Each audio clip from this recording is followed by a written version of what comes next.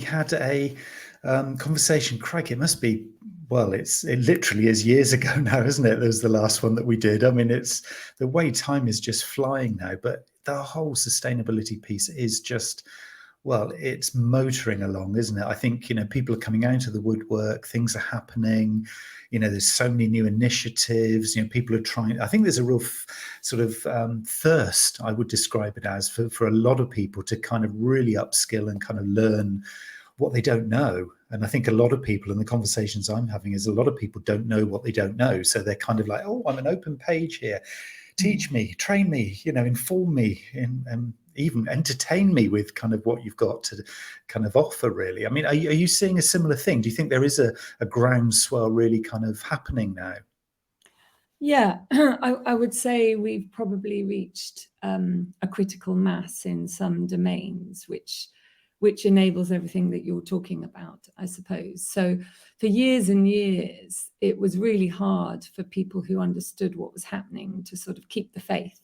But for me, I always just saw seeds being planted everywhere that needed to wait for the right conditions for them to be watered and to kind of turn into action. So I never saw that any of the things that were happening, whilst they could feel disappointing, I never felt that they were sort of just gone or useless. And now I think what we have is this sort of, we've got people waking up on a daily basis saying, oh, yeah, hang a minute, I need to know about this thing. And sometimes these are people who are fundamentally, you might say, how the hell do you not understand about this already? Decision makers, but the world is so frantic, and it's easy in this world to sort of maintain your bubble. So I think we get a lot of that. And so there's this sort of thin veil, you might say, beside all of us, that surprisingly, despite it being just literally next door to us, we just don't really see what's going on in terms of understanding the drivers of sustainability, how fundamental it is, et cetera, et cetera. So you've got people every day that sort of wake up and go, oh, I think there's something over there I need to look at. And that's one set of momentum, I would say. Then we have, and my experience over the last 20 years of sustainability is that in the first sort of 5 years of my understanding, I needed to go through what I might say is waves of acceptance, waves of understanding, waves of letting go of what I thought that I knew, and sort of reculturalizing myself to a new agenda. And that is not an easy or a quick process. And I think what we're also seeing is people going through those waves at different levels, starting off with I think I need to understand something, to, oh yes, I've done a course on climate change, so I'm sure I know everything, to, oh, actually, maybe I don't. And maybe climate change is just a symptom of many other things. And so we see this. And I think where we are now is that we have a critical mass of people who are literally kind of, the penny is dropping.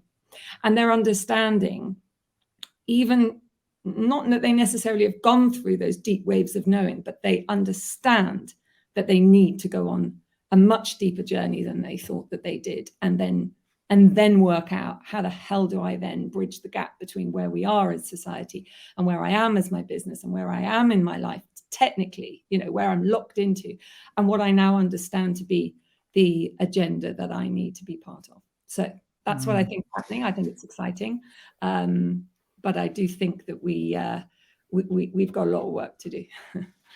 Yeah, and I think it is that thing that you've kind of really eloquently positioned there, is this thing about the scale of it. Because I think for a lot of people, I think this thin veil that you talk about, which I can totally recognize in myself. I'll be completely honest here. I don't know everything about this, and I talk about this all day, every day. I'm really into this stuff, and I don't know anything. And every single day there's something that pops up, and I think, oh, there's another thing, or oh, there's another organization, or there's a term I've not even heard, but everyone else seems to know about it. It's the scale of the beast, isn't it, really, that just, I think for a lot of people has been to this point really quite daunting. I think there are ways through it now, because there are organizations and there are people you can follow, and things just to slowly and gradually kind of ease yourself into this. But I was having a conversation earlier this week with Phil Corbell from the Carbon Literacy Project, and one of the things that he was talking about, which is really quite interesting, was the fact that everybody's been beating themselves up about process, and it's not about process at all. It's actually about people. And he was saying it was a really interesting sort of starting point as far as he was concerned, because he said everybody thinks, oh, I've got to do recycling, or oh, I've got to be good to the planet, or all this. And he said, no, this is the wrong starting point. The correct starting point is just understanding who and where you are in the context of this bigger picture. And he said, and it's okay not to do very much to start with, as long as you're kind of conscious, and I'm paraphrasing him, but as long as you're conscious and aware of there's a thing going on here, right? Okay, let's just take that first step. Let's just become a little bit more literate. And of course, he talks about carbon literacy, but it's just literate in this whole kind of conversation and debate. And for him, that was more than a first step. I think a lot of people put off by the sheer magnitude of this thing and all the terminology, and it's a complicated thing, isn't it? Do you think people are kind of now sort of seeing much more the part that they can play, and almost looking at their own little either footprint or just their own little circle of influence and thinking, actually, if I just started small in my own little sphere of influence, I could actually make a difference, and that in the early days might just be enough. Do you think that's a fair kind of position to begin with? Because I think a lot of people are still at that starting gate, aren't they? So yeah, a couple of things I would say there. I absolutely think it can only ever be about your sphere of influence and harnessing that and then building it. And of course, Stephen Covey with his 7 Habits of Highly Effective People did a brilliant job of setting out exactly what that is and how to work with it.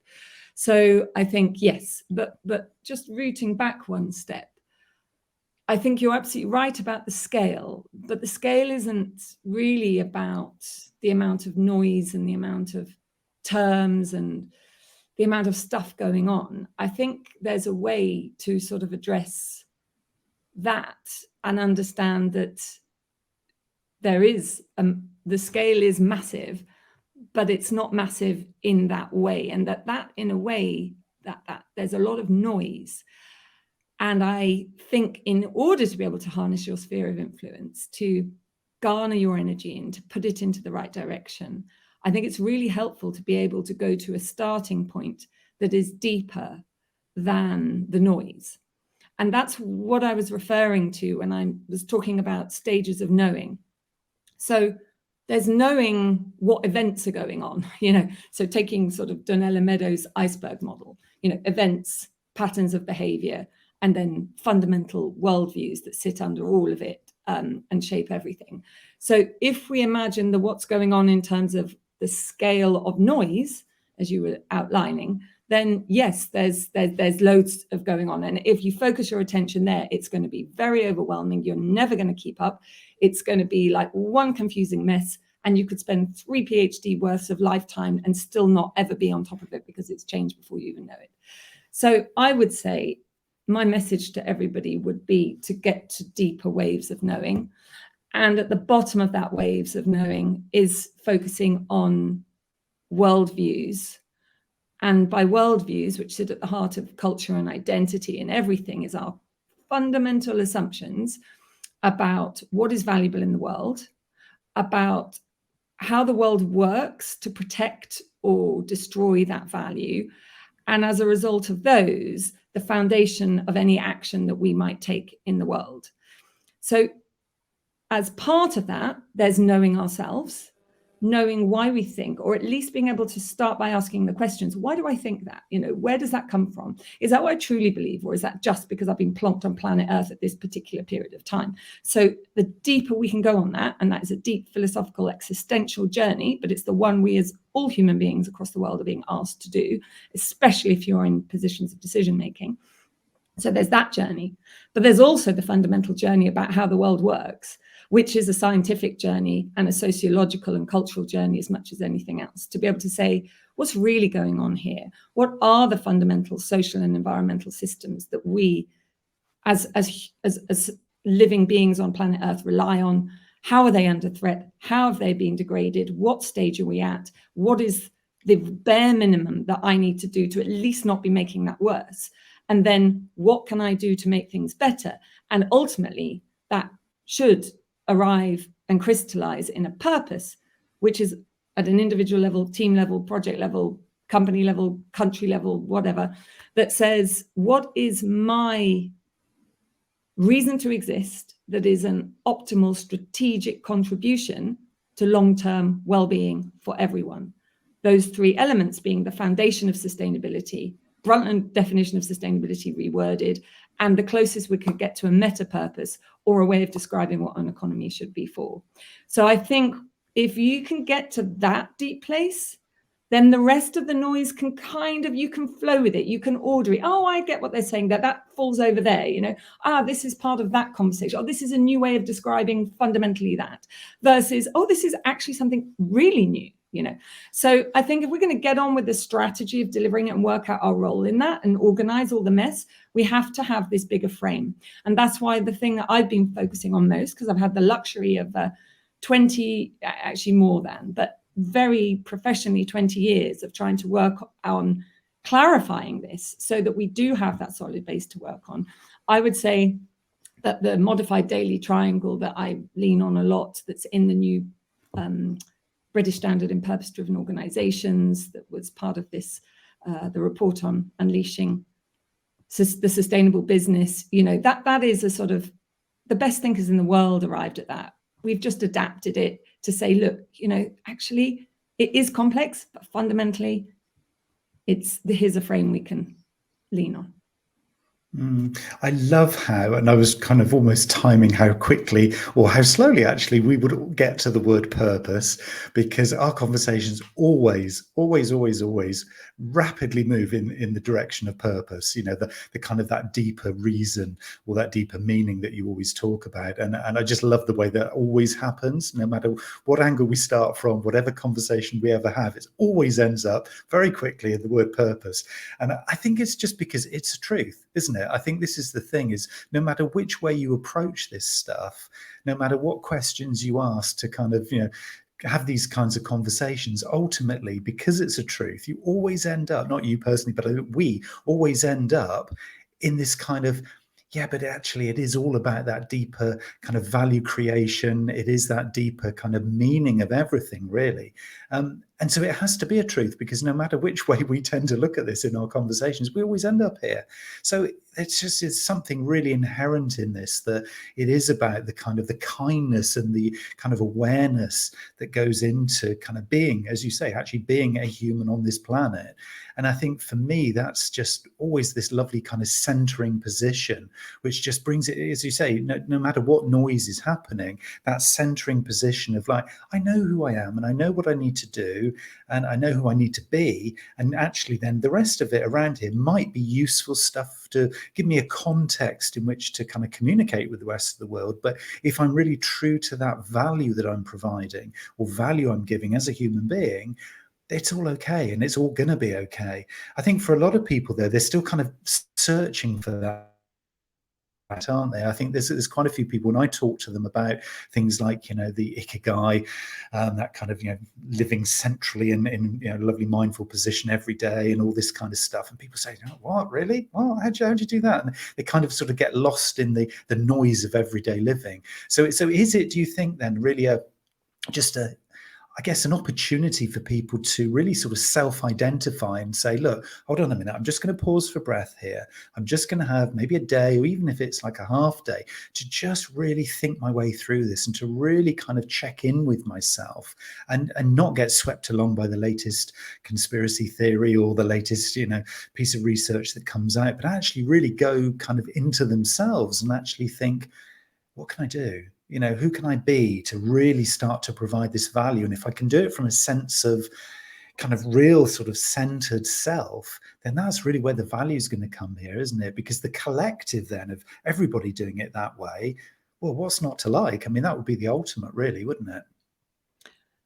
Yeah, absolutely. And I suppose that's what I was trying to express before when I was talking about going back to worldviews, and getting to the very depth of things, because essentially the worldviews underpinned and encompass values, and values and purpose are bedfellows, because you can't understand what your purpose is unless you understand your values and your other assumptions about how the world works. And purpose I see as it's the action phase. It's the as a result of understanding what I truly value, of having some clear assumptions about how the world works, and how that value that I value so much, those things I value so much, my values, are under threat or need addressing, results in what therefore is the contribution that I can make to protect or enhance those things that I think are most valuable, given what I assume about how the world works.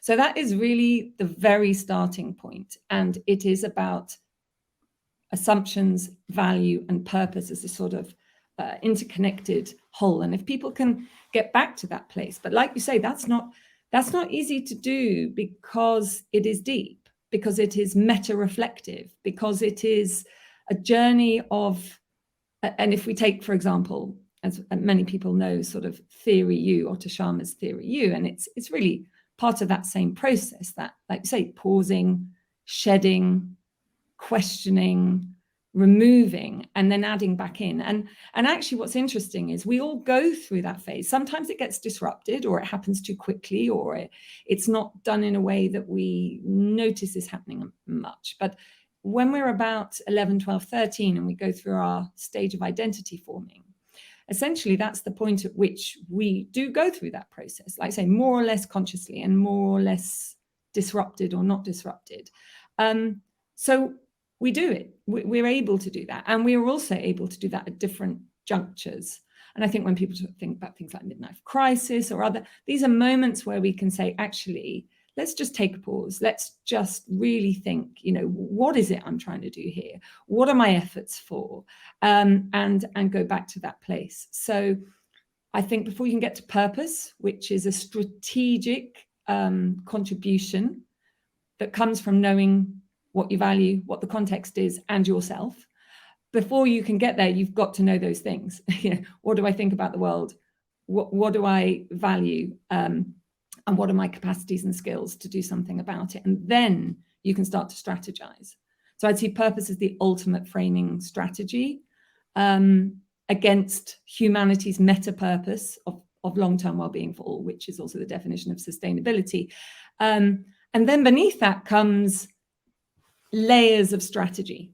And as we move down that sort of strategic scoping, this is where we need to become more flexible and malleable and keep our questions open, because we don't know. I mean, the reality is we just don't know. The science, we don't know. The science is emerging daily. The solutions are emerging daily. We have to be really light of foot and interconnected with everything going on in order to be able to move our energy where it needs to go.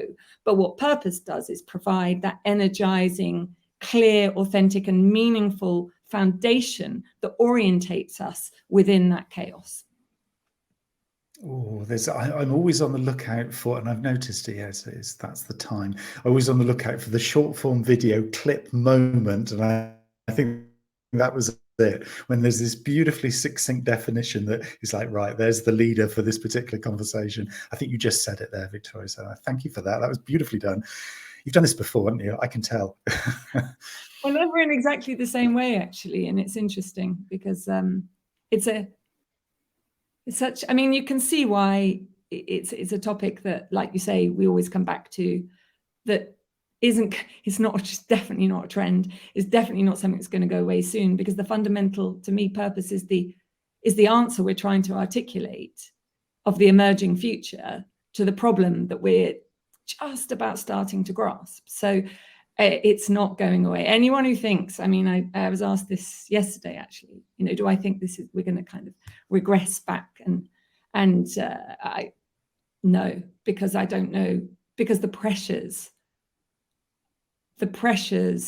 again, the pressures that make where we have been, where business as usual, so painful, are only going to get worse and worse, because business as usual is so fundamentally at the heart of the issues we face. So there's a critical tension that will never be overcome by going backwards. So we can go backwards and then we'll feel that the pain is worse, and then we'll have to move forward. And we can either oscillate between pain and slight relief with sticking plasters, or we can spend some time to go a bit deeper and fundamentally solve this, because I just can't see any other way we're going to progress.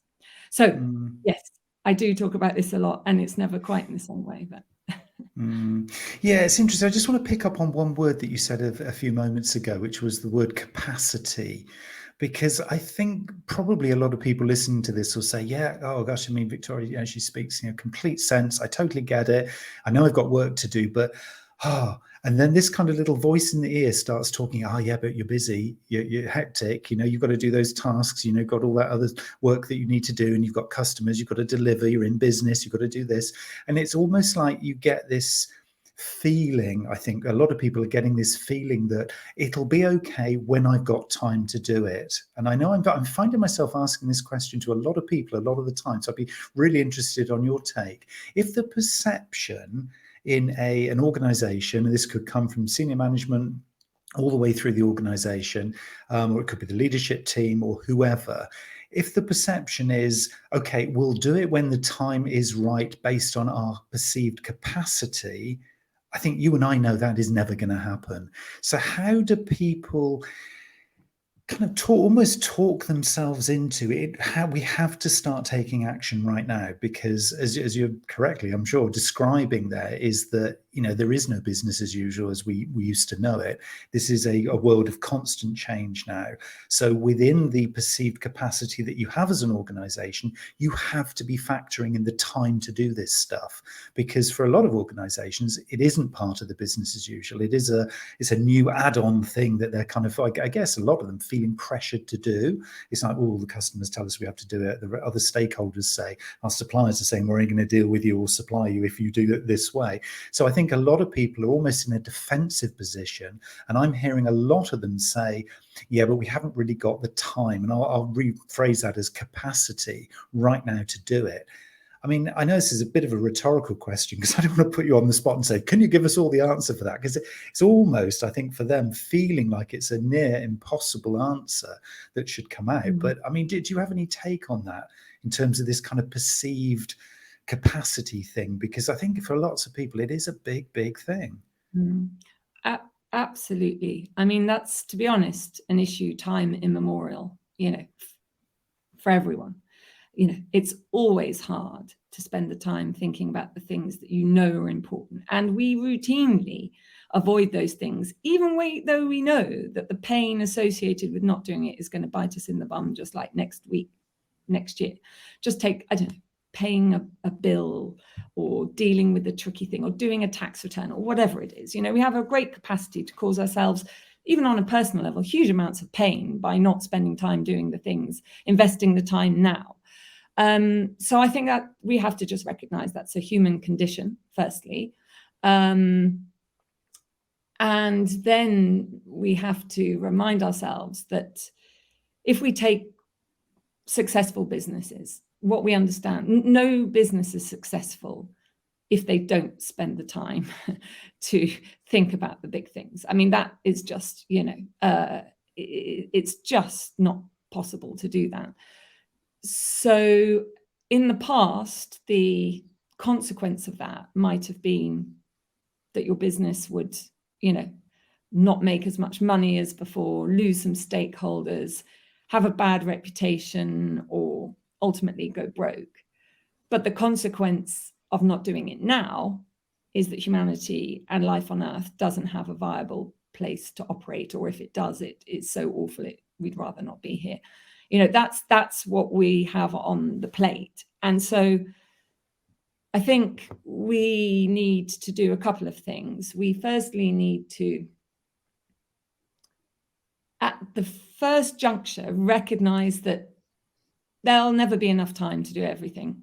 We could just keep running. We could always do more. Everyone's list is always longer, So you've got to at some point draw a line. And practicing drawing a line, whatever that is. I don't work at weekends, I don't work in evenings, I only do this, I wake up in the morning, I spend half an hour thinking about big things. Whatever it is, just practicing being strict with yourself and your routine, I think, is a micro thing that could be done.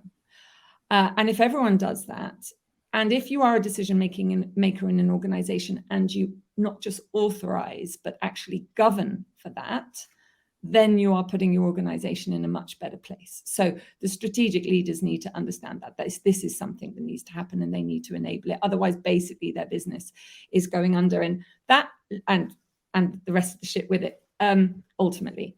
So I would say, connected with that, we get really quickly onto the next big topic of mine, which is governance, because that's a governance issue.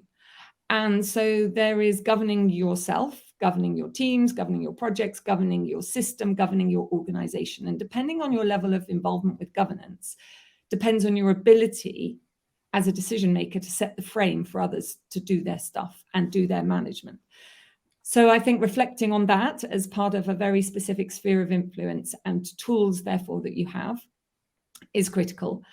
And then connected with that is saying, okay, so if I know I can sometimes be my own worst enemy, then I probably need to spend more time enabling the governance systems that will actually keep me on track. And that could be about saying, right, as a team, we're going to, enforce a process that does X, like half an hour in the morning. It could be as a board saying, we will bring the long term into our decision making, and we will do it in this way, and we will encode it in policy, and we will encode it in the way that we review and understand strategy, etc., etc., etc. So all whole range of things. And 37,000, the first global standard on good governance, will give a sense of all those areas of governance that can be used for that. But beyond that, it's also then saying, well, that I'm only one organization. I've also got to use my sphere of influence in the broader system to enable the governance of governance, the governance of my system. So if I realize that my capacity to act is constrained, I need to enable the systems of governance that are broader than me, but which shape what I am able to do or not, so that I can then make space to think about the long term and do it properly. So that would be my answer. I'd say start small, but think about the multiple levels and focus in on the governance. Because when you know that you're not going to make the right decision every single day, what you need is good governance to force you to. And it is those good habits, isn't it, that you're describing there at a personal level as well as an organizational level, and kind of believing in it. And of course, if you're then driven and fueled by that purpose discussion that we've had earlier, yeah, the things, it almost feels like then the stars align. Everything then is kind of shaped up to enable the system, if you like. And I know you talk a lot about systemizing stuff and things being, sort of in frameworks and very kind of measurable, I guess, ultimately, because, people want to see evidence as well. If they're going to invest in this, they want to see evidence of change and of improvement. So with that in mind, I know you've been doing a lot of work on obviously a lot of the standards and a lot of the kind of, the thinking around these kind of frameworks.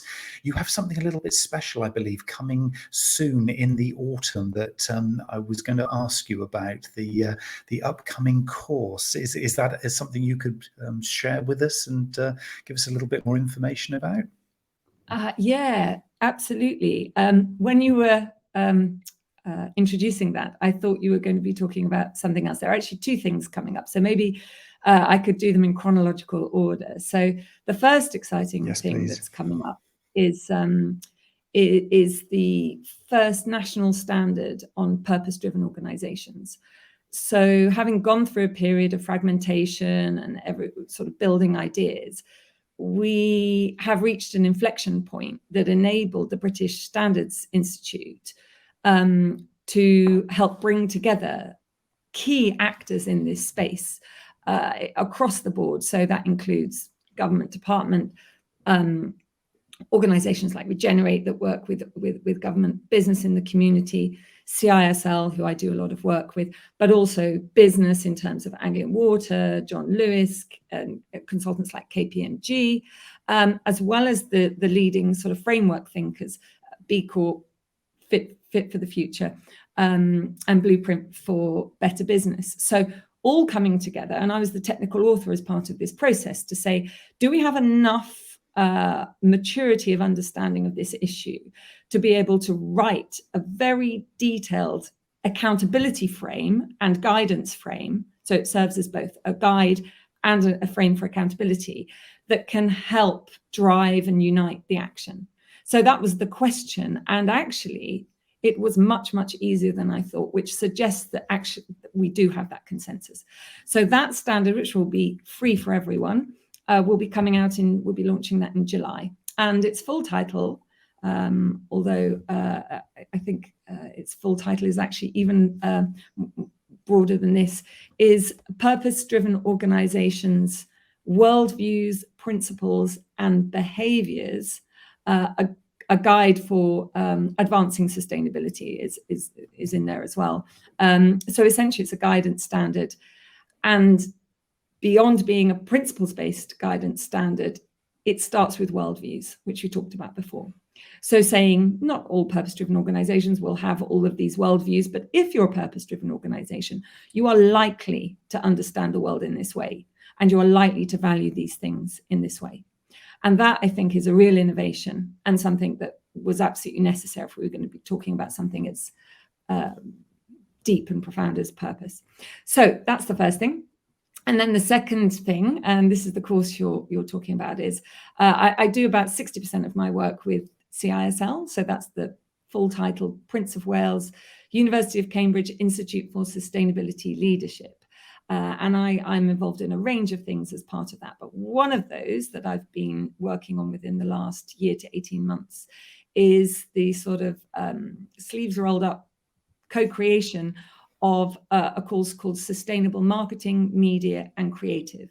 So CISL, as well as doing postgraduate certificates, master's programs and executive education within their education realm, also increasingly have these 8-week online courses that are always all designed for professionals, but these are fully online. They're 8 weeks. They're very accessible. There's no restriction on numbers. So it means that you can have a really rich experience, meet with other cohort members across the world.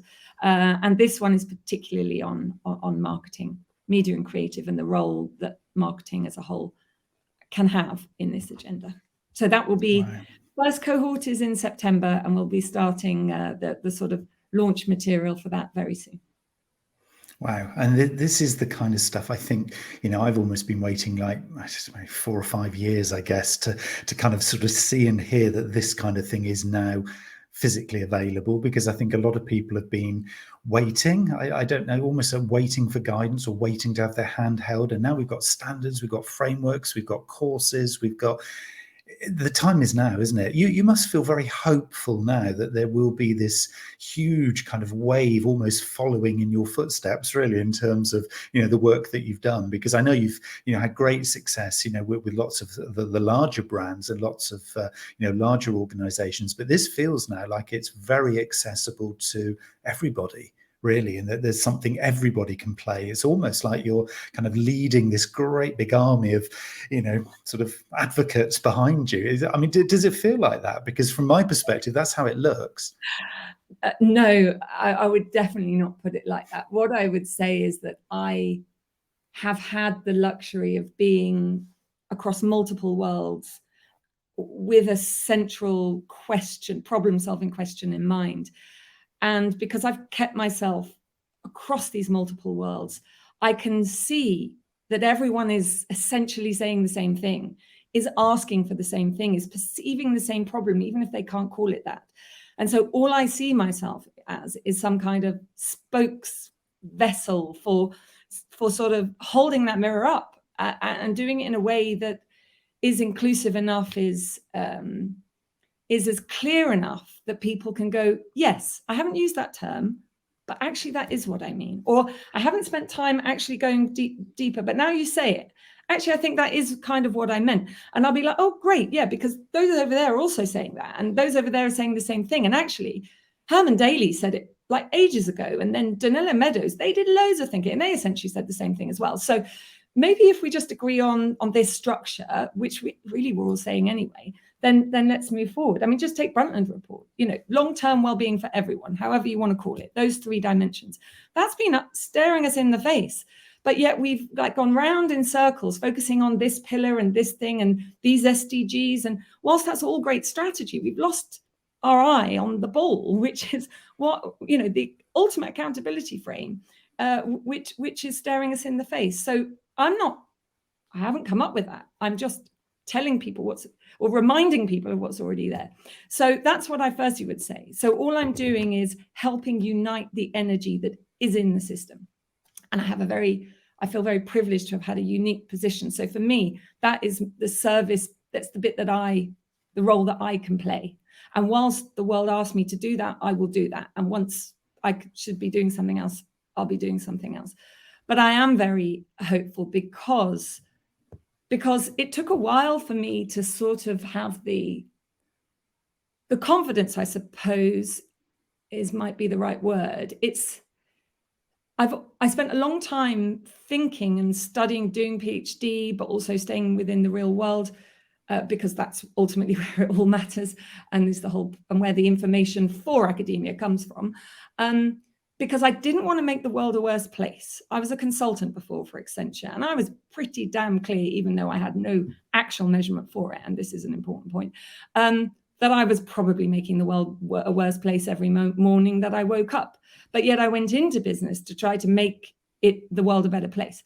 So then I'm like, well, I might as well just stay in bed, and then when I understood the kind of this domain of sustainability that I've been doing a lot of thinking about these issues and solutions, I then realized that I had to really understand this. Now, we can't have a world of people that spend their lives doing PhDs to try to work out what all this is about. We need to get on and deliver it. So that's where that framing becomes so very important. And I would say that we are now on the cusp, having observed it for 20 years. I think we are now at an inflection point. The fact that we have those two things, and you're right, they went from blank sheet to consensus. ISO 37000 took 5 years to build. 77 countries and 25 liaisons were involved. And I had the privilege to be sort of facilitating that consensus building with my colleague Axel Kravatsky from Trinidad and Tobago, just observing even how the uniting of energy within those 5 years, where at the beginning it was like, yeah, but isn't business just about making money, and aren't shareholders the most important thing? And my role was not to say, oh, this is what I think, but my role was to sort of say, yeah, but you're saying this, but isn't that the same as this? And what do we really mean here? In those 5 years, the world came to a different conclusion. And 37,000, it's easy to pick up these reports and go, oh, that's just another report on that. It isn't. It reflects the emerging future in a way that we have not had before. So with that, and this PAS this British Standard in Purpose-Driven Organizations, PAS 808, as well as organizations like CISL saying, yeah, you know what? Marketing is not, we might think of it as advertising and sales, but maybe we're only thinking about it like that because business as usual has forced it to become that. And actually, no organization can deliver anything of value unless its value creation nerve center, i.e. marketing, is aligned in that direction of the value you want to create. Now, these are sort of steps in maturity, and I see it happening everywhere. So I am very encouraged, not just because I'm an optimist. I'm a pragmatic optimist, one might say, but I do see things changing fast. Mm. Where do you see us all then in, say, I mean, you often sort of talk in kind of 5-year blocks, and I've heard you sort of describe it in that way before. I think maybe the 5-year sort of time frame is something that's inherent to Dr. Victoria Hurth. It seems to work in that kind of time scale. I've just never project noticed forward. Yeah, you do. It's interesting. Yeah, so I'm thinking, there's something in this. So project forward 5 years. Where do you think we'll be? What do you think will have happened? I know having the crystal ball is a little bit, hopeful to kind of think that you'll be accurate, but we won't hold you to it. But what is your kind of dream or vision for, say, 5 years out? Okay, so I think my dream and what I think might happen are not necessarily the same things. But one thing I would say, looping back to the very first points we made, is that the more that one tunes in to those fundamental drivers, and to be honest, you just need to read the World Economic Forum Global Risk Report and then go one level deeper than that, and you're in that domain, and then you can be a prophet and a visionary, because actually you're tapped into what is shaping the stuff that's going on. But of course, things never pan out in working out how it's going to pan out, that bit's not easy. Working out the momentum of travel, that's easier. So I would say my guess, the momentum, unfortunately is one way, because the issues that we have put into play are on big time scales. The climate, you put carbon in the atmosphere, it shows up in the system and what we feel sort of 20 years later. We're talking about big scales. That's just climate. But even on a social front, we know, even in organizations, when we start, say, eroding culture, you don't feel it overnight. When we start creating stress in the organization, people can cope for a while. So we're like in that scale, as a world as a whole. So that's going to continue to unfold. How and where and interactions within these, because we're talking about all social environmental systems having their own pressures and then interacting each other. That is hard to predict. So we need to be prepared for anything, and we need to be prepared for tipping points. And so I don't know, but I know that we are right at the very edge of the safe zones on a lot of this. And even the World Economic Forum, for example, it's assessing that in a bucket it calls human change to the environment is a sort of like 8th biggest risk. I mean, God, there's so much within that bucket, and that is massively critical. But let's just forget that. What I would say is, I think what's happening is the world is starting to better express the nature of the problem, the nature of the solution. The nature of the problem is that we've myopically focused our value generation nerve centers, i.e. businesses and all organizations, myopically on maximizing profits, because there is a series of flawed assumptions that somehow that will enable an economy that ultimately delivers the most well-being for society as a whole. And we are now realizing, A, that is the line we've gobbled up, and B, that actually it's not doing the job that we assumed that it would do, and to a massive degree. So this is where purpose comes in, because it gets to the crux of that and it reorientates that system so businesses are pointed to the end goal and not at finance and then a series of assumptions about how the economy works. I think that those who have vested interests in a profit maximizing model have struggled with this emerging reality for the same reason everyone else has, because it hasn't been that clear what it is. It hasn't been quite clear what sort of threat it is. A lot of purpose washing is just basically business as usual, seeming that it's gone on this journey when it hasn't. And I think that has placated the concerns of more narrow-minded people that can't see this bigger picture and think that their job is to protect this profit maximizing system.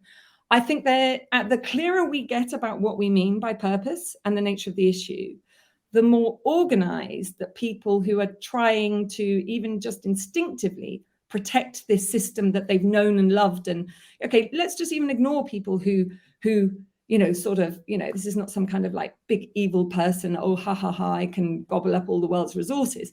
Yeah, I'm sure there are people out there that are like that, like Koch brothers and others. But for a lot of people, this is just, but this is what I think is the right way for business to act. And that's because an economy is purpose driven. And we have a series of assumptions that has said, this is how you act purposefully within that economy. You focus on money, ignore everything else. No, literally, you're not even allowed to focus on anything else. Just focus on this. So for people for whom that is all they've known, and their ideology, their friendship groups, their culture, their politics are all aligned with that, the more that we get clear about why that is the issue, the more, especially depending if that message feels confrontational, the more we will get defense mechanisms come in play. And the clearer we are about the solution and how this is oppositional to that, the more that will come in hard and fast. So I think in the next 5 years, that's what's going to happen. Because of the big systems and because purpose is ultimately the answer to the problem, and the problem isn't going away anyway soon, that's not going to change. But I think we will get a period of time where people go, well, yeah, we were using the P word, but now we're not sure even if we really understood it, because it's much deeper than we thought that it was. And actually, all my friends kind of think about the world in this very sort of, neoclassical economic way. And I'm more comfortable over there. And their arguments are stronger and clearer. So we'll get some wavering, but ultimately, I think, and this is why the role I'm playing, I think, is important, because the more that we can help everyone to have the confidence, going back to that word again, that confidence to be able to say, actually, it's not just that I'm reeling off someone else's argument. I fundamentally understand the mechanisms that make business as usual a source of unsustainability. And I can explain it in my own words. And I can explain why my business needs to look different. And I can explain why I'm going on that journey. If we can build that level of understanding, and that confidence only comes from going deeper and getting what's going on. And that's where I would say that the report I did for CISL, Unleashing the Sustainable Business, I did that, wrote with Aris Fretos from CISL. There are part 1 and part 2, and there are 2 more coming out on governance and culture. Those really set out everything that I'm saying in more detailed terms to give people that sort of course, they don't have to agree with it. They'll probably have other arguments, whatever. But it sets out why I think that anyway, and why I feel I have the confidence after all those years of saying, I just don't want to make the world worse, to now going, actually, you know what? I'm just seeing the same thing being said over again. I'm going to go further. I'm going to stick my neck out further. And that's really what I've done over the last 10 years. And that's what I think in the next 5 years we will see happening. But it's not going to be painless. And the more that people can see that journey, they can see why people are going to flounder, how they're going to flounder, and what defense mechanisms are at play, the more we can help people, I suppose, to move beyond those that feeling of insecurity and that feeling of identity uncertainty to a better place. There's a lovely practicality and realism about this. And this is why I really, really love the work that Victoria does, because there's a sensibility about it. It is not just academia for academia's sake. There's a real kind of human and commercial reality to the work that she does. And I'll put all the links to the various things that we've been talking about in the description below, because I think it's really, really important that we kind of check in with this kind of thing on a quite regular basis. And that's why, Victoria, I really always value our conversations, because it's a real nice kind of sort of I don't know, it's a little milestone for me every time we talk, because I think, okay, how have I progressed since our last conversation? So yes, you're becoming a bit of a mentor for me, I think, here, sort of unbeknown to you. It's just a lovely thing for me to just sort of think, okay, how am I doing? Okay, well, there's my next kind of few months worth of dose of Victoria. So it's really good. Neil, we all need this. And I say this to everyone that, I can never have, I teach on a lot of CISL programs, for example, and I see the same presentations over and over again. And because the real world and the abstracted bubble of a world that we've kind of, constructed for ourselves are still very, very much at odds. For us to sustain ourselves within this bubble of a world and help to lead the transformation, we have to keep going back, and we have to keep being reminded of those things, even if it was like last week, because the bubble of the world is more powerful in our daily interactions. So unless we tap into that, unless we literally hear the same things over and over again, it's very easy to lose that. And that's something I learned at Accenture, that humility, that if you're a human being and you are humble and you are tapped in and you are trying to not be abstracted from reality, you are going to be affected by reality, and it will change you. So checking in constantly is such an important thing. So I also very much value our conversations, and your questions are so insightful and tell me a lot about the journey you're on. So all the very best with that, Neil. No, that's brilliant. Thank you so much again. And I know you've got to dash off to another panel discussion. You're changing the world step by step, sort of at every moment. I think, you and Zoom are clearly very good friends, I would imagine. So yes, changing the world literally by the day. So everybody, this has been Dr. Victoria Hurth guiding us with her wisdom as ever. And hopefully, Victoria, if we can catch up again on the other side of the standards and the course launch, and it would be great to catch up again then, just to kind of see how things are going and some of the reactions that you're seeing, and yes, get another dose of practical reality in this whole purpose-driven, value-enabled, sustainable world that we're all aiming for. So that'd be great. Yeah, my Brilliant. pleasure.